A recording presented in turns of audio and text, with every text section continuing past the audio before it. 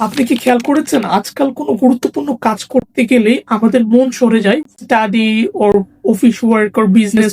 আমরা হয়তো কোনো না কোনো ইউটিউব ভিডিওস ওর ফেসবুক রিলস ওর টিকটকে আমরা চলে যাই। সো এটা কেন হচ্ছে? এটা মূলত আমাদের দোষ না, এটা পুরোপুরি একটা পরিকল্পিত। ফেসবুক, ইনস্টাগ্রাম, টিকটক, ইউটিউব এর অ্যালগরিদম গুলো এমন ভাবে ডিজাইন করা যেন আপনি বেশি বেশি তাদের প্ল্যাটফর্ম গুলোতে সময় দেন। তাদের অ্যালগরিদম আমাদের ডোপামিন সিস্টেমকে টার্গেট করে। প্রতিবার আপনি যখন স্ক্রিন স্ক্রল করেন তখন আপনার মস্তিষ্কে একটা পুরস্কার পায়, সেটা হচ্ছে ডোপামিন। ধীরে ধীরে ব্রেন শিখে ফেলে কাজ না করে স্ক্রল করাই তো মজা। এজ এ রেজাল্ট আপনি পড়াশোনায় মন দিতে পারেন না, বিজনেসে ফোকাস হতে পারেন না, অফিসিয়াল কাজগুলো প্রপারলি টাইমলি করতে পারেন না, ইভেন কাজ শুরু করলেও শেষ করতে পারেন না। এবং দেখা যায় আমরা 1 মিনিটের বেশি ভিডিওগুলো দেখতেও পারি না, আমাদের ফোকাস চলে যায়। এবং দেখবেন খেয়াল করে ফেসবুক, টিকটক, ইউটিউবে রিলস কিংবা শর্টস গুলো 1 মিনিট ওর 30 সেকেন্ড 40 সেকেন্ডের মতো হয়। অর্থাৎ ডোপামিন নিঃসরিত হতে থাকে। আপনি যখন একটা একটা নতুন নতুন স্ক্রল করে থাকেন দেখবেন যে নতুন নতুন ভিডিও কিন্তু আসছে। অর্থাৎ আপনি যেটা পছন্দ করেন এটাই কিন্তু দেখানো হচ্ছে, শো করানো হচ্ছে আপনাকে, এবং আপনি বেশিক্ষণ সেটা দেখতে পারবেন। একটু ভালো লাগলে আপনি স্ক্রল করে চলে যাবেন। আপনি মনে করবেন আরেকটু স্ক্রল করি, দেখা যায় 5 মিনিটের জন্য বসলেও কিন্তু দেখা যায় যে 50 মিনিট ব্যয় করে ফেলেছেন স্ক্রলিং এ, এবং বিভিন্ন ধরনের শর্টস কিংবা রিলস আসক্ত হয়ে যায়। দেখবেন যে বড় ভিডিওগুলো আমরা খুব বেশিক্ষণ দেখছি না, এবং ফেসবুক, ইউটিউব, ইনস্টাগ্রাম, টিকটক তারাও ওইভাবে চলে গিয়েছে। তারাও 1 মিনিটের বেশি কোনো ভিডিও আমাদের দিচ্ছে না, এবং আমরা এগুলোই কনজিউম করছি।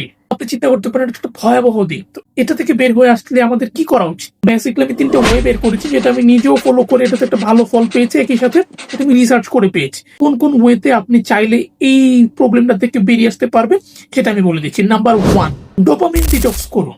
প্রতিদিন 1 ঘন্টা কোনো স্ক্রিন ছাড়া সময় কাটান। ফর এক্সাম্পল বই পড়তে পারেন, হেঁটে আসতে পারেন, অন্য কাজে জাস্ট 1 ঘন্টা সময় দেন। নোটিফিকেশন সবকিছু অফ, ওয়াইফাই অফ, কোনো ফোন টোন কিছু না। আপনি জাস্ট নিজেকে সময় দিন, অথবা কোন একটা কাজে ব্যস্ত থাকেন টানা 1 ঘন্টা।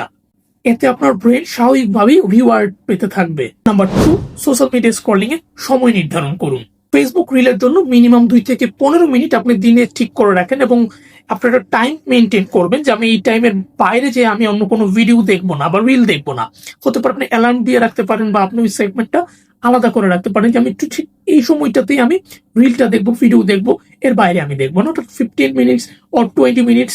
এবং এটার পর আপনি একটা রিওয়ার্ড সিস্টেম রাখতে পারেন যে এতটুকু করার পরে আমি যদি 15 মিনিটের ভিতরে বের হয়ে যেতে পারি, আমি তাহলে এই রিওয়ার্ডটা পাবো। হতে পারে আপনি চিন্তা করেন তারপর আমি একটা মজার খাবার খাবো, বা যেটা আপনার পছন্দ বা আপনার আশেপাশে যদি থাকে, তাহলে আপনার ব্রেন একটা রিওয়ার্ড পাবে।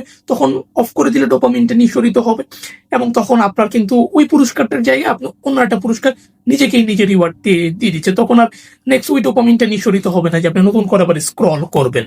নাম্বার 3, পোমোডোরো টেকনিক অ্যাপ্লাই করুন এবং 25 মিনিট ফোকাস করে কাজ করুন, আর বাকি 5 মিনিট আপনি ব্রেক নিন। 30 মিনিটস আপনি একটা ভাগ করে নিন যে 30 মিনিটস আমি টানা কাজ করব, 25 মিনিট কাজ করব, 5 মিনিট আমি ব্রেক নিব।